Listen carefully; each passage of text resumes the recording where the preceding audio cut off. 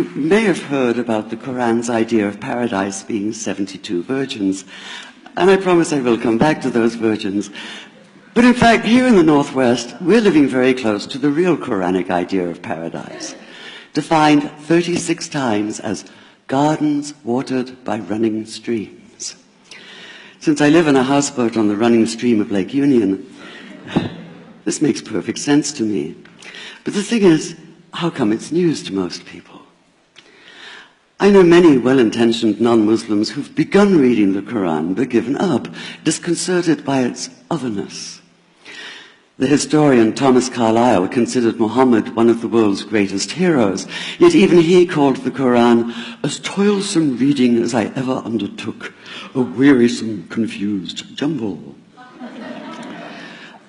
Part of the problem, I think, is that we imagine that the Quran can be read as we usually read a book, as though we can curl up with it on a rainy afternoon with a bowl of popcorn within reach, as though God, and the Quran is entirely in the voice of God speaking to Muhammad, were just another author on the bestseller list.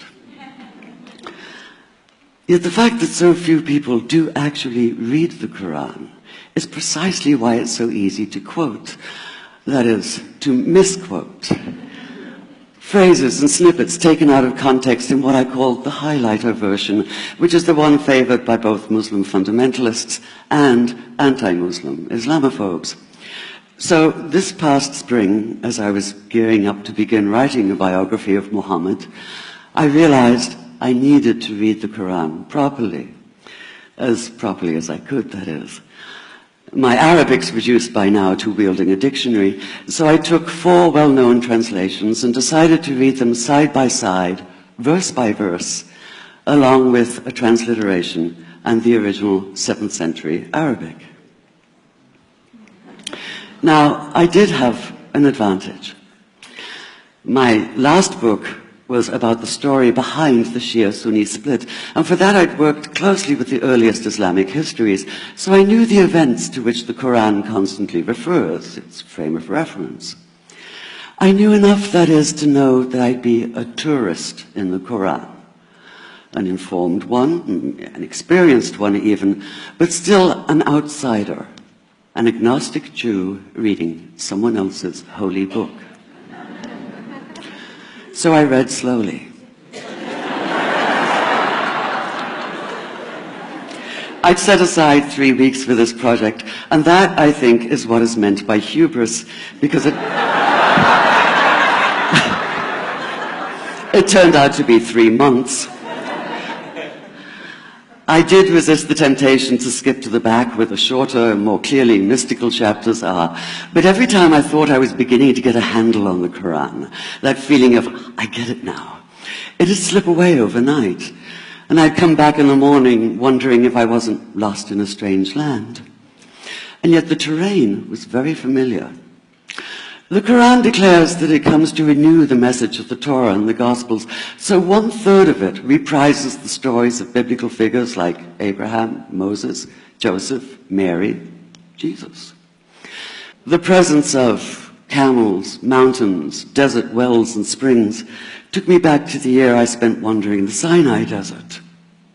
And then there was the language, the rhythmic cadence of it, reminding me of evenings spent listening to Bedouin elders recite hours-long narrative poems entirely from memory. And I began to grasp why it's said that the Quran is really the Quran, only in Arabic.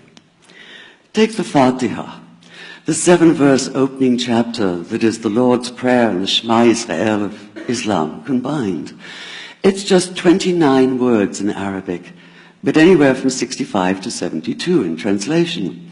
And yet the more you add, the more seems to go missing. The Arabic has an incantatory, almost hypnotic quality that begs to be heard rather than read, felt more than analyzed. It wants to be chanted out loud, to sound its music in the ear and on the tongue. So the Quran in English is a kind of shadow of itself, or as Arthur Arbery called his version, an interpretation. But all is not lost in translation. As the Quran promises, patience is rewarded, and there are many surprises. A degree of environmental awareness, for instance, and of humans as mere stewards of God's creation, unmatched in the Bible.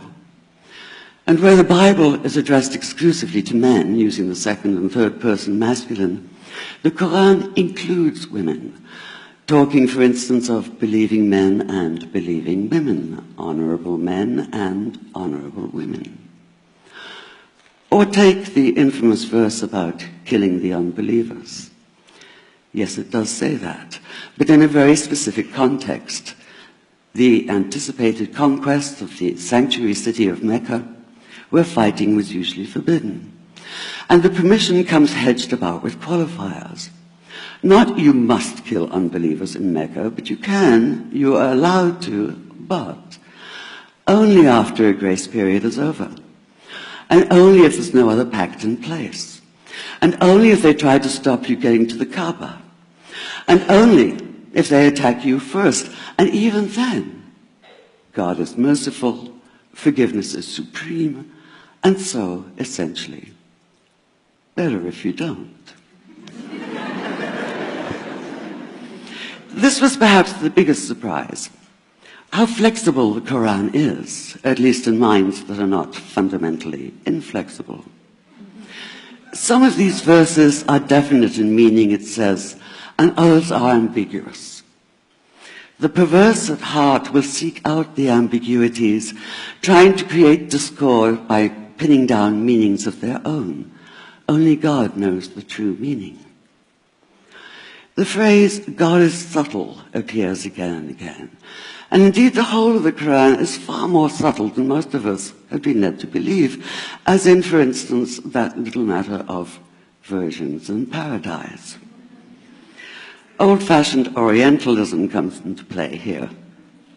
The word used 4 times is huris, rendered as dark-eyed maidens with swelling breasts, or as fair, high-bosomed virgins.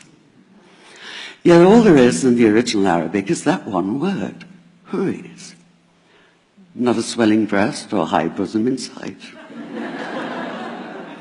Now, this may be a way of saying pure beings, like in angels, or it may be like the Greek kos, or kore, an eternal youth.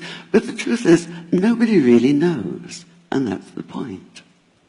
Because the Quran is quite clear when it says that you will be a new creation in paradise, and that you will be recreated in a form unknown to you, which seems to me a far more appealing prospect than a virgin.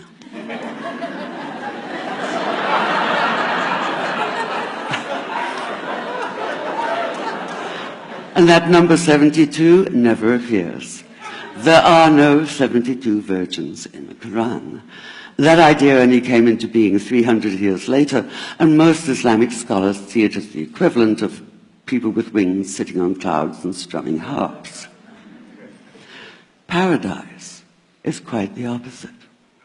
It's not virginity, it's fecundity, it's plenty, it's gardens watered by running streams.